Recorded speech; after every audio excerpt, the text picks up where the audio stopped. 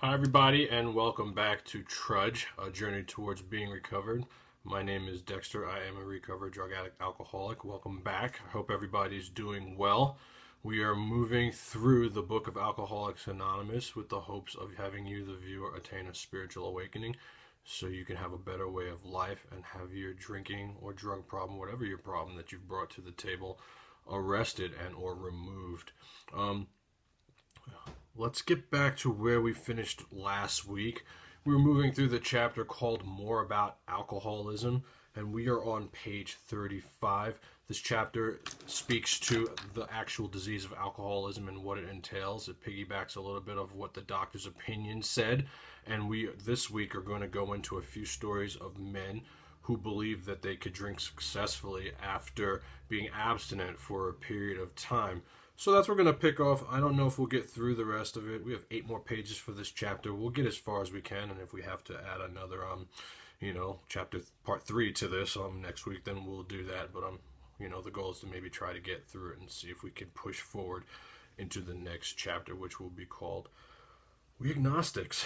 So before we get started, we're going to open our book study like we open all our book studies with the third step prayer, and that is on page 63 for those of you who don't know it. For those of you who have been watching from the very beginning, this is going to be highlighted pink. Pink is for prayers, and this is something that you should probably have committed to memory and be saying pretty much on a regular basis. There's a variety of different prayers that you can say regularly. For me, I found that this is the Swiss Army knife of all prayers. I say this with the On Awakening prayer and the Serenity prayer every day, and that's just what works for me. So let's go ahead and invite God in, and let's get started, shall we?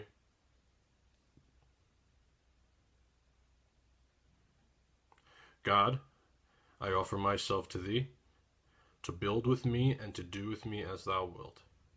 Relieve me of the bondage of self, that I may better do Thy will. Take away my difficulties, that victory over them may bear witness to those I would help of Thy power, Thy love, and Thy way of life. May I do Thy will always.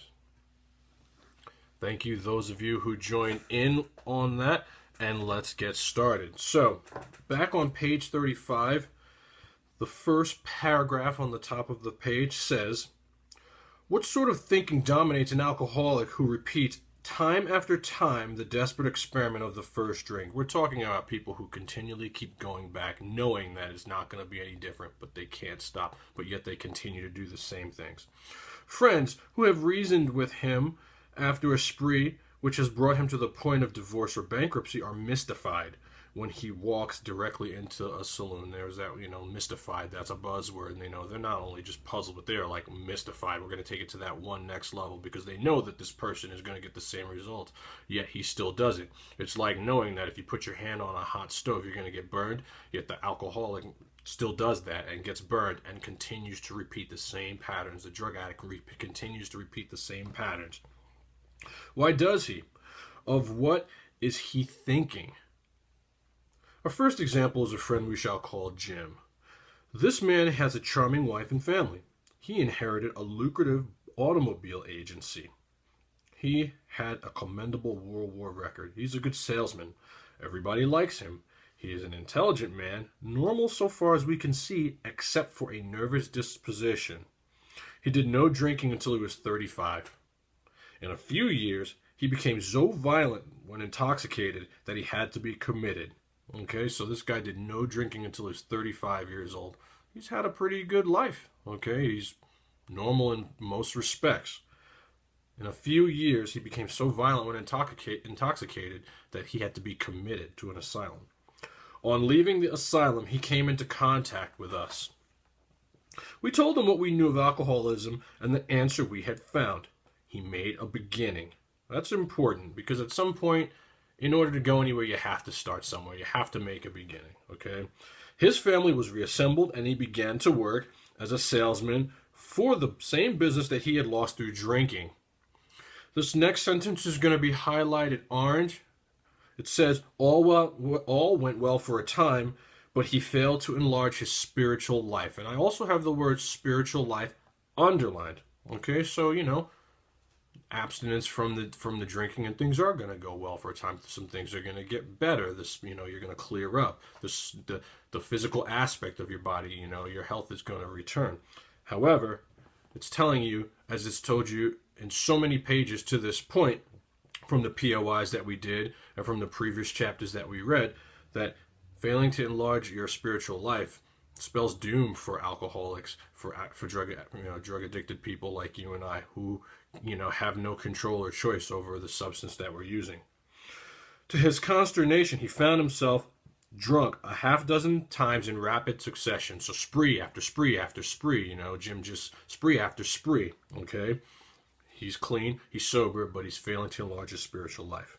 The next sentence is going to be highlighted orange. It says, on each of these occasions, we worked with him, reviewing carefully what had happened. So here we are, the first 100 people, the Bill W's, the Dr. Bob's, the Ernie G's, the Bill Dotsons, these men, and the few women that were sprinkled into the first 100. They're working now with Jim, and they want to know what happened every time. Okay, he agreed he was a real alcoholic. The word "real" is circled, and again, we're not trying to make some kind of separation between people you are in these meetings with, or people that you're a real addict, you're a real not an alcoholic, yada yada yada. The book wants you to, we want you to discern what you are. Again, Bill W., he wants you to understand what it means to be real alcoholic, real drug addict, where if you can't control it or can't choose to start or stop it, you may have placed yourself beyond human aid. And if that's the case, there's only one thing that's going to help you in this aspect, and that's, finding God and having those, that desire, that obsession to do that removed, the phenomenon of craving, arrested, obsession of the mind removed, okay? So he agreed he was a real alcoholic and in serious condition. He knew he faced another trip to the asylum if he kept on. Moreover, he would lose his family, for whom he had deep affection. So, here we have a guy who wants to stop, but, in rapid succession continues to drink and doesn't know what to do, and really wants this. But yet, top of page 36, he got drunk again. Okay? We asked him to tell us exactly how it happened. This is his story. I came to work on Tuesday morning. I remember I felt irritated that I had to be a salesman for a concern I once owned. Okay, so now, he owned this, and now he's an employee. I had a few words with the boss, but nothing serious. Then I decided to drive into the country and see one of my prospects for a car. On the way, I felt hungry, so I stopped at a roadside place where they have a bar. I had no intention of drinking. I just thought I would get a sandwich. I also had the notion that I might find a customer for a car at this place, which was familiar, for I had been going to it for years. Okay, so here he is, he really is looking to have a sandwich and maybe find a prospect for this vehicle, okay? However, here's what happens. And he had eaten there many months when he was sober. I sat down at a table and ordered a sandwich and a glass of milk. Still no thought of drinking. I ordered another sandwich and decided to have another glass of milk. So here we are, still to this point, we're fine. He's having some lunch. He's having a couple glasses of milk. No thought of drinking. This whole next paragraph, I have a star next to it, and obviously it's in italics. Anything that's in italics is super important, okay? It says, suddenly the thought crossed my mind, and the word thought is circled, okay? That action is going to come from a thought. That if I were to have an ounce of whiskey in my milk, which I think is absolutely disgusting, but then again, this is how people drank back when this was written, it couldn't hurt me on a full stomach. So where does that kind of insane thinking come from? That comes from the alcoholic. The man or the woman that drinks because they love the effect that alcohol has on them, but at the same time, the real alcoholic cannot stop. It's not that he doesn't want to, it's that he can't. The doctor's opinion has proven that time and time again. I ordered a whiskey and poured it into the milk. I vaguely sensed I was not being any too smart, but felt assured as I was taking the whiskey on a full stomach. So here we are thinking, a man who's gotten drunk rapid times in succession, really wanted to stop, talking to, people who have recovered about what has happened. It's then getting drunk again, and this is what has happened to him with this outrageous rationalization of, if I put it in milk, I'll be fine on a full stomach. Okay? The experiment went so well that it ordered another whiskey and poured it into more milk. So now the phenomenon of craving has kicked in, the allergy has been triggered. Okay? He's had the whiskey in his body, and we know what happens. It's off and running. Think about your own experience. There was never just one for me, and this is what happened to our friend Jim here. It says, that didn't seem to bother me, so I tried another. Okay, and we already know what happens after another and another and another. Thus, started one more journey to the asylum for Jim. Here was threat of commitment, the loss of family and position, to say nothing of that intense and physical suffering which always, drinking always caused him, okay? There was never a time where Jim could have successfully drank. He always was caused this kind of pain, yet he continued to drink. Let's go ahead and circle the word always, okay? The next sentence throughout the next page is going to be highlighted orange, and it is in italics, so we know it's super important, okay? It says, he had much knowledge about himself as an alcoholic, yet all reasons for not drinking were easily pushed aside in favor of the foolish idea that he could take whiskey if only he mixed it with milk. So the book is trying to convey to you there, that's showing us that our self-knowledge avails us nothing. There's no amount of intelligence we can have about this disease, about our internal condition in relation to the disease of alcoholism, that when it's time to take a drink or it's time to take a drug, is going to be able to have us stop and not do so. Okay? Self-knowledge avails us absolutely nothing. We can know this work academically. We can have pages and passages in this book memorized. We could know the whole book forward, backwards, in different languages. But until what is in this book is applied, the reader, left to his own devices, when, things go good, things go bad, one day he's just going to have that thought, I can just have one. Or, in this case, if I just pour it in milk, I'll be okay. And boom, we're off to the races. And it's one more trip to the asylum. Continuing on, whatever the precise definition of the word may be, we call this plain insanity. The word insanity is going to be circled. Okay? A lot of people think insanity, has to always deal with, men in straitjackets and padded cells and, schizophrenia, all kinds of other mental illnesses. Some of the lesser forms of insanity, folks, are doing things your way. And in this case, Jim decided he wanted to do it this way, his way, because he was one more time, like so many of us have, trying to find a way where he could drink successfully, and whether it's to put it in milk, only drink on the weekends, taking a trip, not taking a drink, swearing it off, all the things that we had read previously in this chapter, none of them work. And the one that really doesn't work is that willpower, that self-knowledge, to keep you stop. Eventually, your physical abstinence is going to crack, and you're going to pick up a drink again. Abstinence is simply treading water. Without enlarging your spiritual life, if you are an alcoholic of the real variety, the day is going to come that you're going to drink again. And if you happen to be one of those people that slips through the crack and that's not your experience, how happy were you during those years of abstinence? See, I've lived on both sides of the fence, putting together 11 years of really not having any spirituality in my life, but having a lot of coins and a lot of abstinence, but still doing a lot of dirty things. I lived pretty miserable. That wasn't the solution. It wasn't until it was explained to me, I was brought to this book and seen these stories and had them understood and then related, what I found here into my own life, that I understand that, there was a reason I wasn't happy. It's because I left to my own devices. I was willpowering this situation. And, this book is not about not drinking one day at a time. This book is about finding a God of your own understanding that will help you solve your problem, enlarging your spiritual life, helping others so you can stay recovered, which entails the obsession to drink or do whatever it is you were doing removed. That is what the book is about. So, it goes on to say, how can such a lack of proportion or the ability to think straight be called anything else? Dude, it's plain insanity. Again, putting your hand on the hot stove, knowing that you're going to burn yourself, but doing it anyway. There's only one word for it. The next sentence is going to be highlighted orange. It says, you may think this is an extreme case. To us, it's not far-fetched, for this kind of thinking has been characteristic of Every single one of us. That's all highlighted orange, and the words of every single one of us are underlined. It doesn't talk about you or me. It talks about every single one of us can relate to that. If you can't relate to that happening to you at some point, you may not be one of us. It's really just that simple. The knowing or seeing the consequences, dealing with the consequences in your life, and yet doing it anyway. If I drive drunk, I could get a DUI and just boom, do it anyway. This is the kind of thinking that's been characterized by every single one of us. Not for me or for you, but all of us. Okay, the book is letting us know this is what's happened to all of us. We have sometimes reflected more than Jim did upon the consequences.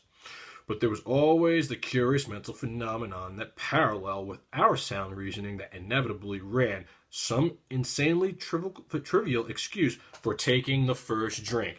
Oh, I got fired, or she doesn't love me anymore, or what's the use anyway? I'm not happy. I might as well drink. Whatever it is, pouring it in milk, whatever it is, okay? Our sound reasoning failed to hold us in check.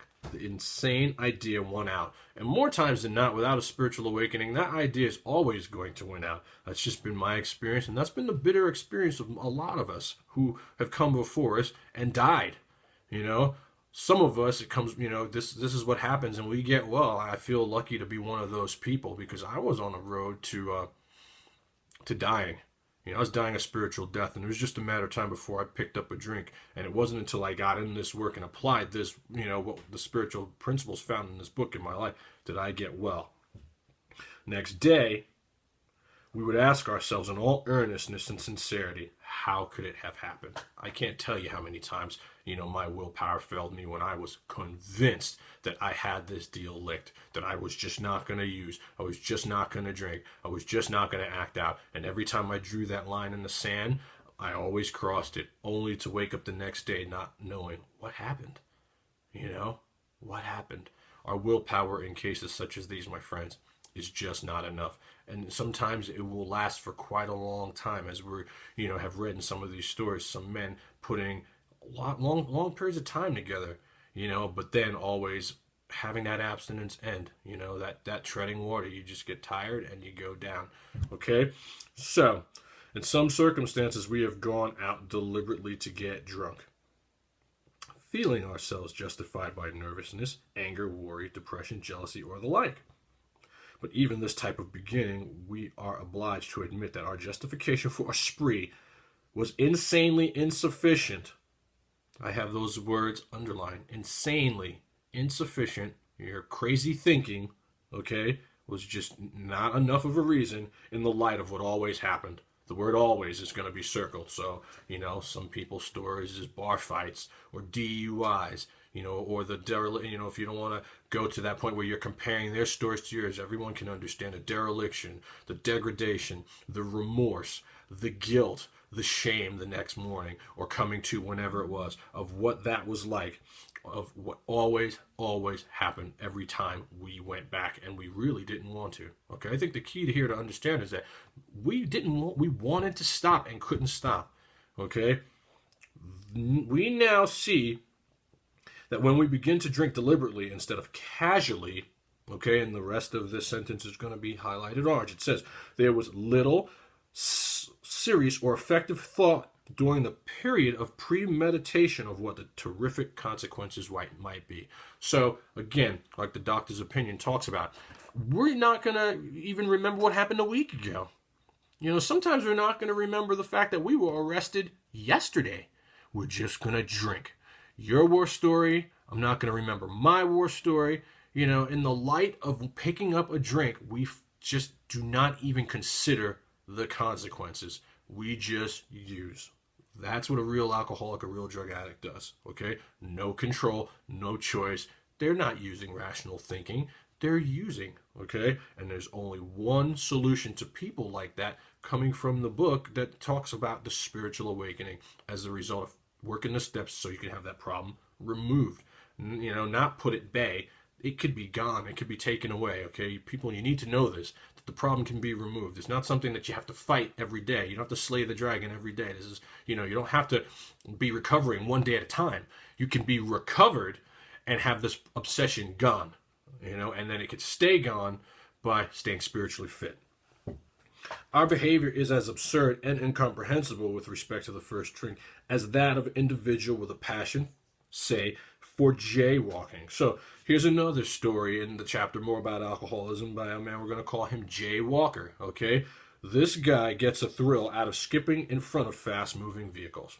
That's what he gets off on. You know, some of us, we got off of drugs, alcohol, sex, whatever. He got off on jaywalking. He gets a thrill from it. He enjoys himself for a few years in spite of the friendly warnings. Up to this point, you would label him as a foolish chap having queer ideas for fun.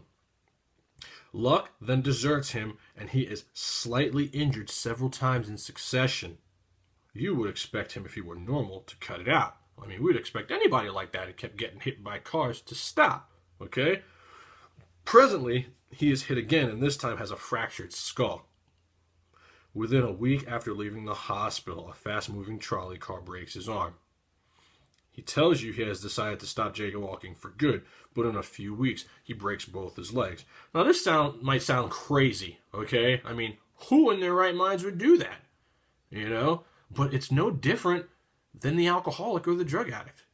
These same things happen to us, and we continue to do it, okay? It goes on to say, on through the years, this conduct continues, accompanied by his continual promises to be careful or to keep off the streets altogether. You know, there's that swearing off that we all know so well.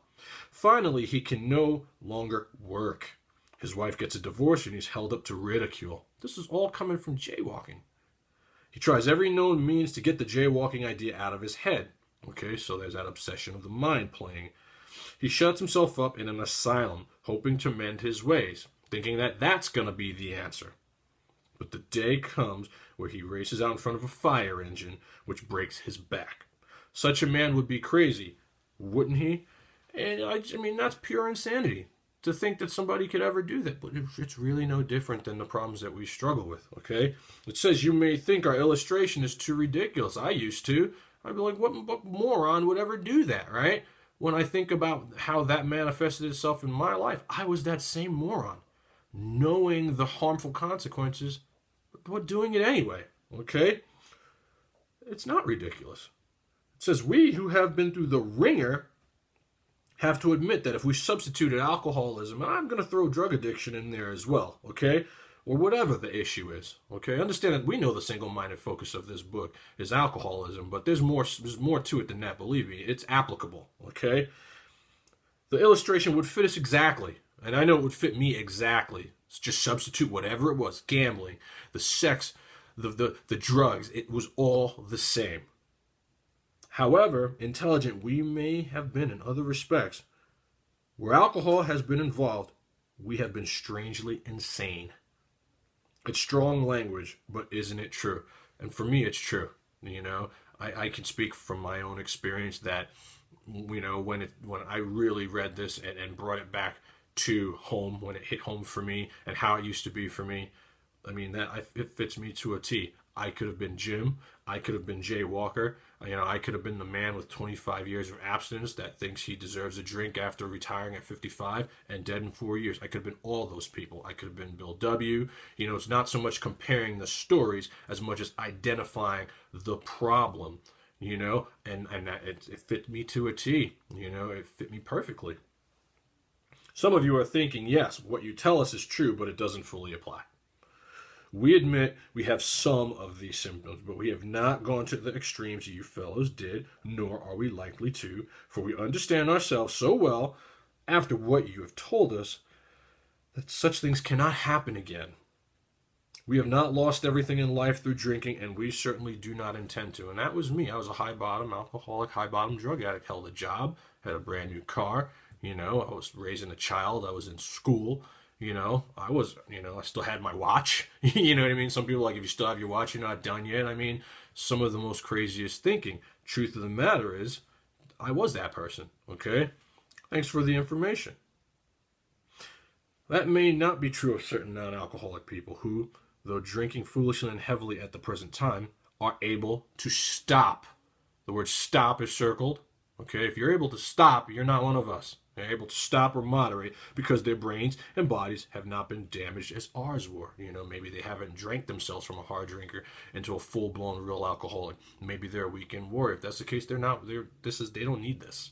Okay, but the rest of this paragraph is all going to be highlighted orange, and in my estimation, I think this is the most important paragraph in the entire chapter. Okay, it says, but the potential alcoholic, or the actual or the real alcoholic, with hardly an exception, okay, they're telling you hardly an exception, they've rarely seen exceptions to this rule, will be absolutely unable to stop drinking on the basis of self-knowledge, or drugging, or acting out sexually based on what they know about themselves, what they know about their disease. Absolutely unable to stop. Okay, let's go ahead and underline as well as highlight the whole thing orange. We're going to underline the words unable to stop. You need to know that, okay, that you're not going to be able to stop. This is a point which we wish to emphasize, circled, and re-emphasize, circled, to smash home. And the word smash, we're going to smash this home. We are drilling this in your head. The book is going over this time and time again, saying it in so many different ways. So you are clear when you walk away from being taught this book, taught this chapter, but that you know your intelligence cannot stop you, okay? Upon the alcoholic readers, as it has been revealed to us out of bitter experience. Bitter, okay? We're going to circle that word bitter, just the most unhappiness of times. Let us take another illustration. Okay, we're going to go into another story here very quickly. Excuse me. Fred is a partner in a well-known accounting firm. His income is good. He's got a fine home. He's happily married and the father of promising children of college age. I mean, what a great life, right? He has so attractive a personality that he makes friends with everyone. So he's gregarious, he's outgoing, just a nice man. If ever there was a successful businessman, it was Fred. I mean, what else do you need to know about this guy, right? Well, let's read on. To all appearance, he is a stable, well-balanced individual. Yet, he is an alcoholic. We first saw Fred about a year ago in a hospital where he had gone to recover from a bad case of jitters. Okay, so he's got the shakes. He goes to the hospital. He does what several men have done before him. The Bill D's, the Bill W's. These men spent plenty of time in the hospital with doctors. It says, it was his first experience of this kind, and he was much ashamed of it. Okay, we all know something about that shame that comes with this disease. Far from admitting he was an alcoholic, he told himself he came to the hospital to rest his nerves. Okay, not wanting to really admit what's going on. I just need a break. I'm going to come to the hospital. The doctor intimated strongly that he might be worse than he realized. For a few days, he was depressed about his condition. He made up his mind to quit drinking altogether. So he made his mind up, I'm just going to do this. Okay?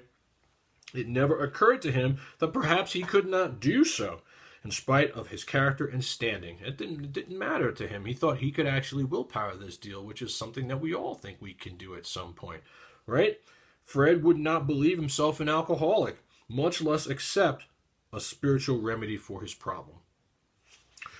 We told him what we knew about alcoholism. He was interested and conceded that he had some of the symptoms, but he was a long way from admitting that he could do nothing about it himself. So he's kind of still in denial about it.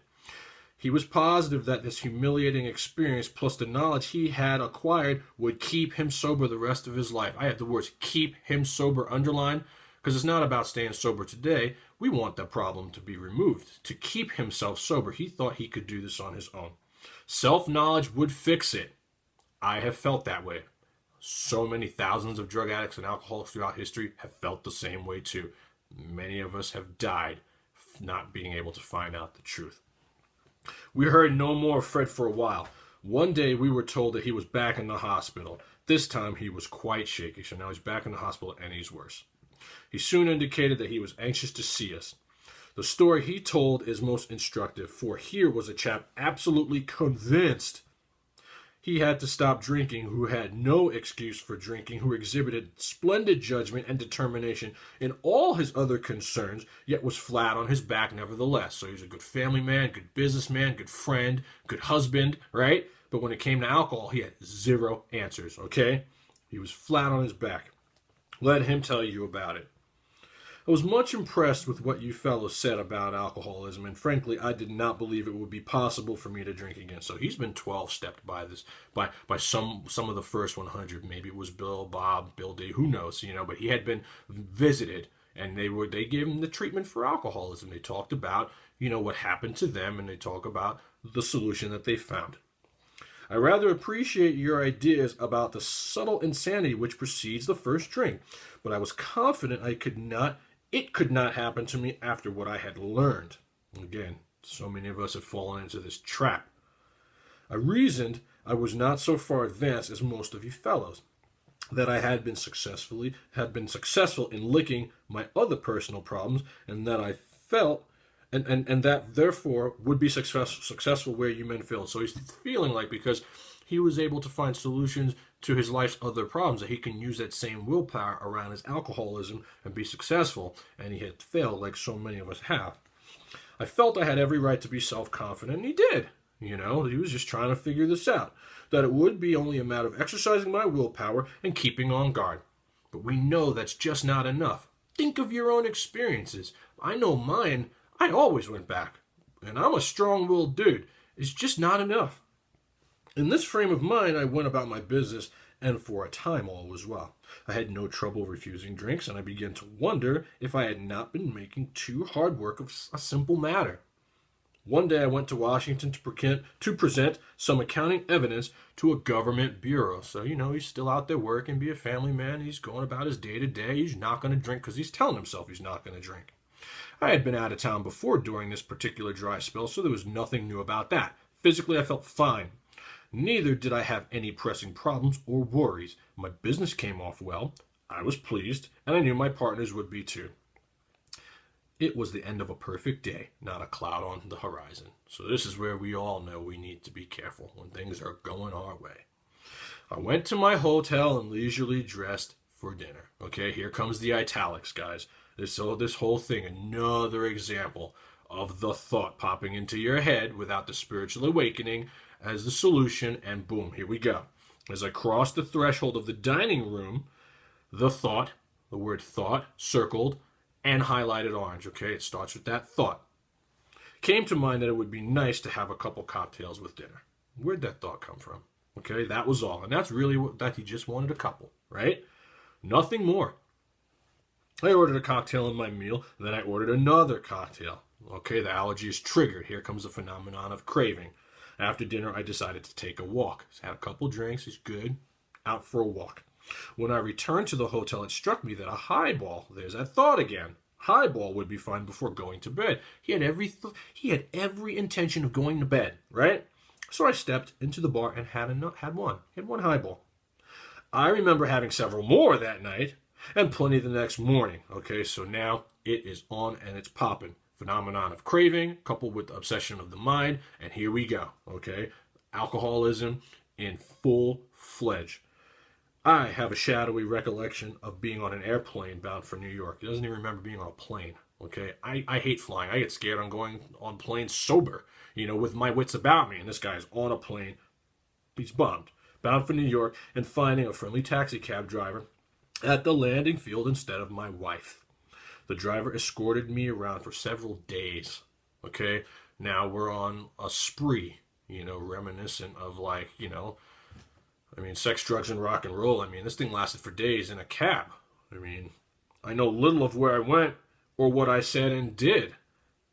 Then came the hospital with unbearable mental and physical suffering. this is all in the mind. It starts with the thought. Without the problem being removed, it's going to return, no matter how much willpower you have, no matter how much self-knowledge that you have. The book is letting us know. As soon as I regain my ability to think, the word think is circled, so now he's been in the hospital. He gets a couple days. He gets to clear his mind. I went carefully over that evening in Washington. Again, more italics. I just have stars next to these paragraphs. They're all just so super important, okay? Not only had I been off guard, I made no fight whatever against that first drink. Let's go ahead and highlight that last sentence. I had made no fight whatever against that first drink. Because, I mean, it's all about the first one. It's all about the thought, then the first one, and boom, the allergy is triggered and we're off and running. This time I had not thought of the consequences at all. And so many of us don't. You know, we don't. We're not thinking about we're even going to drink. Or if we think we're going to, it's that thought pattern of thinking it'll be different this time. I'll just only have one. Again, if you are the real variety, there is no just one. There is no stop. There is no control. There is no choice. Okay? I had commenced to drink as carelessly as though the cocktails were ginger ale. I mean, like it was soda. No big deal to him, right? And I now remembered what my alcoholic friends had told me, how they prophesied that if I had an alcoholic mind, the time and place would come, I would drink again. They said that though I did raise a defense, it would one day give away to some trivial reason for having a drink. And this is what happens, okay? Getting fired, getting divorced, or just feeling like I could have one because I've had a bunch of time under my belt. I mean, there it is. The excuses are true. There's never an excuse if you're a real alcoholic to have a drink. You know, never, because you know what's going to happen. But without a spiritual awakening, you're just going to drink.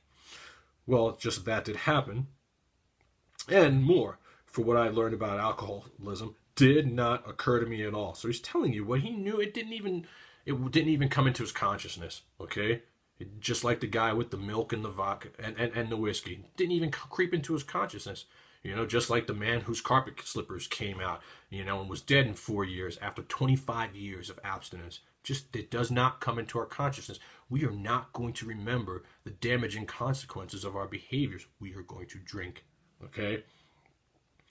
This is going to be underlined. It says, I knew from that moment, and the word moment is circled.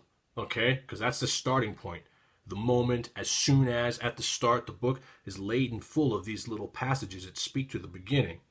I knew from that moment that I had an alcoholic mind. I saw that willpower and self-knowledge would not help in those strange mental blank spots where those thoughts creep in. Where does those thoughts come from? That mental blank spot that precedes the first drink, there is no cure for that. The only thing that the book suggests is abstinence, and abstinence is treading water, okay?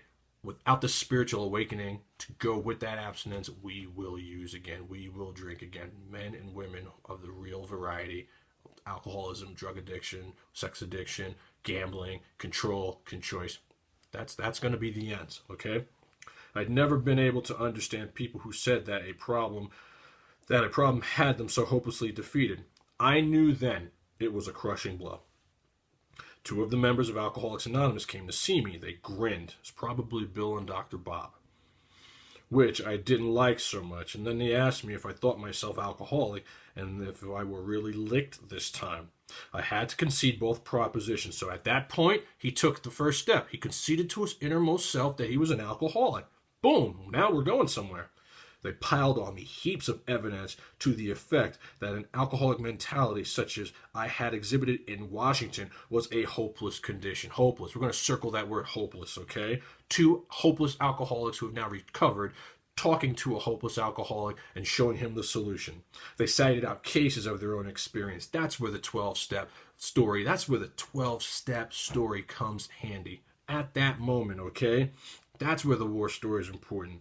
And they did it by the dozen. They laid it on thick. Then this process snuffed out the last flicker of conviction that I could do the job myself. Dude, a spiritual experience was absolutely necessary. He is now understanding what it takes because he's been 12-stepped by 2 recovered drug addicts and alcoholics who are telling him the situation. He's conceded to his innermost self his condition. He understands it. He's got the self-knowledge about it. And now he is conceding and ready to move on, okay?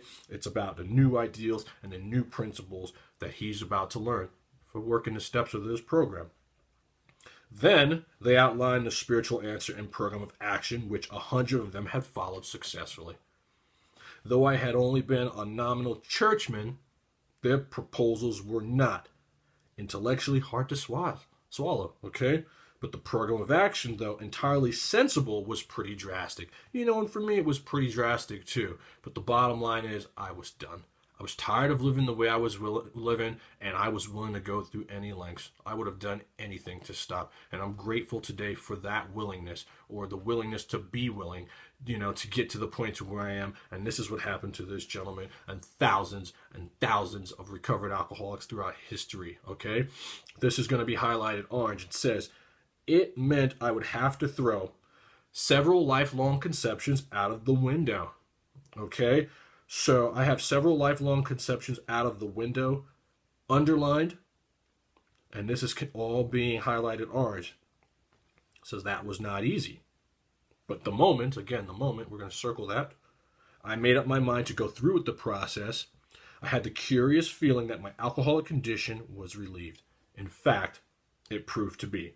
So, several lifelong conceptions out of the window. We're going to reference that to reference page 27.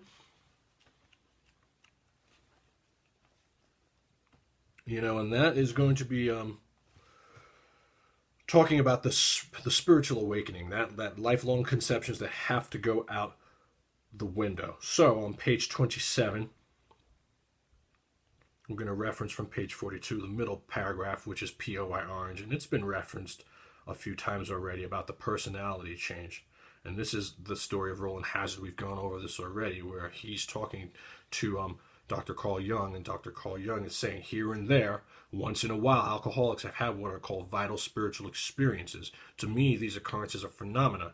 They appear to be in the nature of huge emotional displacements and rearrangements. Here it is, okay? Ideas, emotions, and attitudes which were once the guiding forces of these lives of these men, me, Bill, Bob, now this man, Fred, okay, were suddenly cast to one side, and completely a new set of conceptions, motives begin to dominate them. And that's what he's talking about here on page 42, okay? Same thing. Those lifelong conceptions, that self-knowledge that he thinks is going to help him, that had to go out the window. Me thinking I could just go to 90 meetings in 90 days over and over and over and over and over and use those meetings as the solution to alcoholism, that had to go.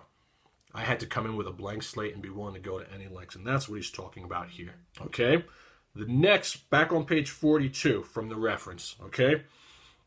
POI yellow, bottom of the page, it says, quite as important was the discovery that spiritual principles would solve all my problems, okay? So, the word all is circled, okay? We're talking about all my problems, not just my alcohol problem, not just my drug problem, not just my sex problem, whatever my problems are.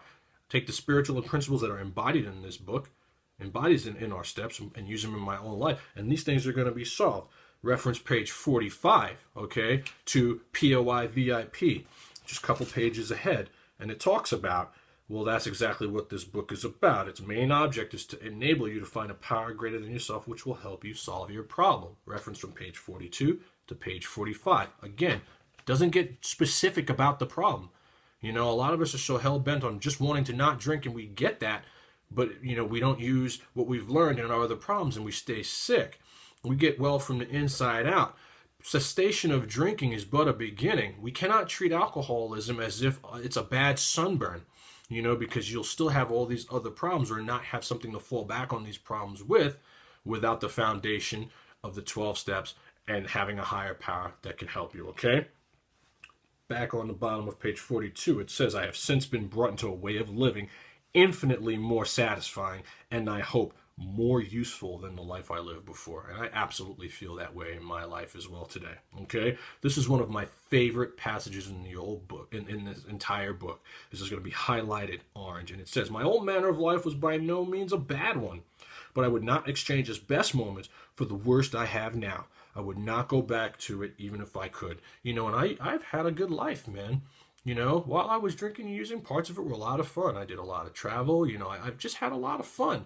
But the bottom line is that fun was, always predicated on a substance or a thing or a person. I don't have that in my life today. Today I feel good all the time. Even on my worst days, it's better than anything that I could have ever imagined having back then because I'm not putting something in to feel good. I've grown spiritually and it takes care of itself. It's like extreme home makeover. My whole house has been bulldozed and I built a house from the foundation up with the 12 steps, and today I get to live in that house. And it's a house that, entails of practicing these principles in all my affairs and not just drinking. And that's what that paragraph means to me.